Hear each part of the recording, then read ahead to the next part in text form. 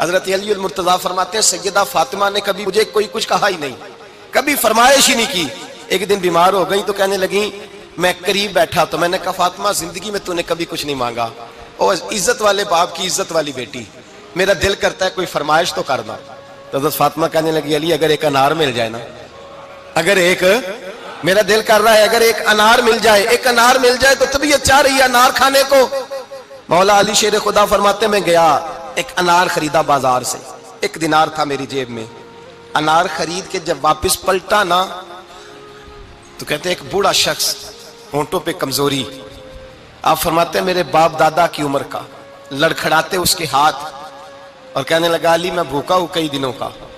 حضرت علی فرماتے ہیں میرے پاس وہ 1 ہی دینار تھا جس کا انار آ گیا، کہتے میں نے اسی وقت وہ انار نکالا، اس شخص کے ہاتھ میں رکھا،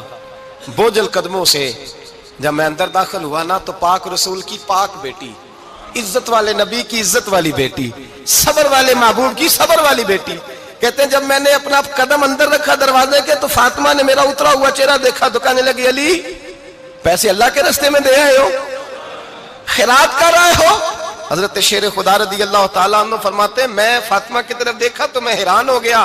میں نے کہا فاطمہ تجھے، کہنے لگی مجھے یقین ہے آپ انار لینے گئے تھے، آپ نے خرید بھی لیا تھا، اور مجھے پتا ہے علی میرے ساتھ بے وفائی ہو ہی نہیں سکتی، یہ کسی سوالی نے مانگ لیا ہوگا، علی آ جا،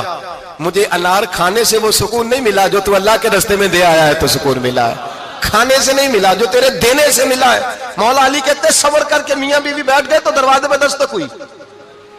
کہتا میں اٹھ کے دروازے پہ گیا تو حضرت سلمان فارسی دروازے پہ کھڑے تھے، انہوں نے نا 9 انار مجھے دیے، کہنے لگے نبی پاک نے بھیجے ہیں،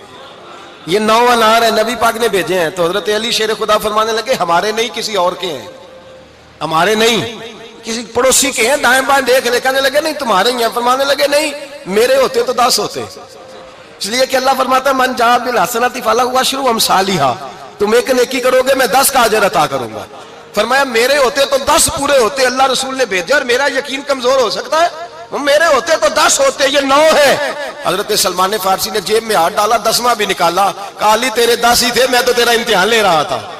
10 ہی تھے تیرے۔ یقین کی دولت زنجیریں کاٹ دیتی، یقین کی دولت انسان کو نواز دیتی۔ جب تو لڑکھڑاتا ہوا آیا ہے، میرے نبی پاک نے فرمایا یوں نہ کہا کر کے یا اللہ چاہے تو دے چاہے تو نہ دے، جب مالک سے مانگ تو کہا کر یا اللہ تجھی سے مانگنا ہے، میں لے کے اٹھوں گا،